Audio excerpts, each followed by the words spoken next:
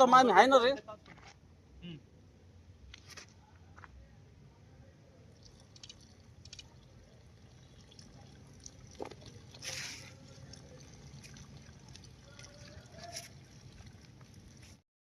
या तुम्ही.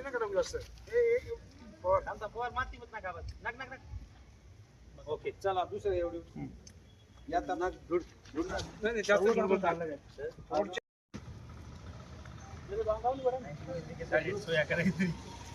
माणूस भेटवायचा.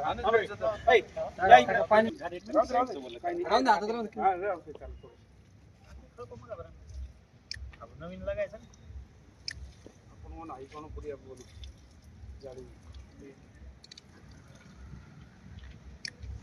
ओके ओके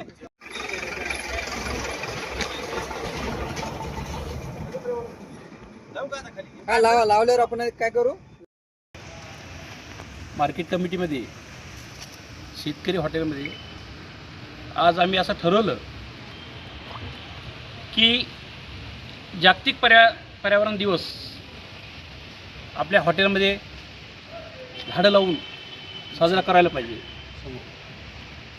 माझ्या संघटनेच्या वतीने सर्व महाराष्ट्रातल्या सर्व कार्यकर्त्यांना मी आवाहन केलेलं आहे की आज जागतिक पर्यावरण दिवस साजरा करावे आणि जेणेकरून आपल्या घरामध्ये ज्या व्यक्तीला जेवढे मुलं आहेत तेवढे झाडं आज त्यांनी लावायलाच पाहिजे असं मी कार्यकर्त्यांना आवाहन केलेलं आहे.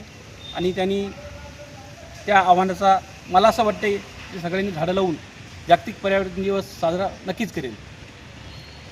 जागतिक पर्यावरण दिवस साजरा करण्याच्या पाठीमागे हेतू एवढाच आहे की आपण आज देशामध्ये बघतोय आपला पर्यावरण म्हणजे झाडाची कटाई होत आहे. झाडं लावणारे फार कमी लोक असतात. आज आपल्याला झाडाचं जर खरंच महत्त्व जर सांगायचं असेल, आज एक झाड जर म्हटलं तर 18 लोकांचं जीवनदान देत असतो. म्हणजे 18 लोकांना तो ऑक्सिजन देत असतो. मला असं वाटते जर देशामध्ये सर्व शासनाने तर मला तर असं वाटतं की शासनाने एक GRS काढायला पाहिजे की प्रत्येक ऑफिसला यांनी टार्गेट द्यायला पाहिजे की एवढे झाडं यांनी लावलंच पाहिजे. प्रत्येक शासनाला प्रत्येक संघटनाच्या वतीनं म्हणा प्रत्येक समाजाच्या वतीनं म्हणा यांनी जागतिक पर्यावरण दिवस साजरा करायला पाहिजे. झाडं लावूनच साजरा करायला पाहिजे. आणि मी सगळ्यांना देशातल्या महाराष्ट्रातल्या व माझ्या बंजारा समाजाच्या व माझ्या संघटनेच्या सर्व लोकांना मी विनंती करतो जागतिक पर्यावरण दिवस झाडं लावून साजरा करावे जेणेकरून आपल्याला आज ऑक्सिजनची फार गरज आहे. आपण बघतोय आज आपल्या महाराष्ट्रामध्ये म्हणा देशामध्ये म्हणा ऑक्सिजन घ्यायला कितीतरी आपल्याला आता बघतोय एवढे इंधन वाढलेले आहेत. त्या इंधनामध्ये आपल्याला ऑक्सिजन घ्यायला त्रास होते. तर आपल्याला झाडं लावणं फार गरजेचं आहे आणि सर्वांनी झाडं लावावे असे मी सगळ्याला विनंती करतो. अजून काय निमित्त होतं झाडं लावण्याचं विनंत जागतिक पर्यावरण दिवस आहेच, पण आमच्या बंजारा समाजाचे धर्मगुरू सुनील महाराज यांचा वाढदिवस खास आज त्यांचा वाढदिवससुद्धा आहे. ह्या निमित्ताने झाडं लावण्याचे 2 उद्देश होते. आज बंजारा समाजाचे धर्मगुरू सुनील महाराज यांच्या वाढदिवसानिमित्त आज आम्ही झाडं लावून वाढदिवस साजरा करत आहोत. आणि त्यांना असं ईश्वराने प्रार्थना करतो की त्यांना दीर्घ आयुष्य लावो आणि जो आम्ही हे झाडं त्यांना पाणी टाकून जसं वाढवणार तसं त्यांचं आयुष्य वाढतेल असं मी ईश्वराने प्रार्थना. संघटनेच्या वतीनं महाराष्ट्रभर कुठं हे कार्यक्रम राबवले जातात. राष्ट्रीय बंजारा सेनेच्या वतीने महाराष्ट्रामध्ये प्रत्येक जिल्ह्यामध्ये कार्यक्रम माझे कार्यकर्ते व पदाधिकारी राबवत आहे आणि महाराष्ट्रामध्ये प्रत्येक जिल्ह्यात हा कार्यक्रम राबवत आहोत. आताच्या कार्यक्रमाला कोण कोण उपस्थित होते.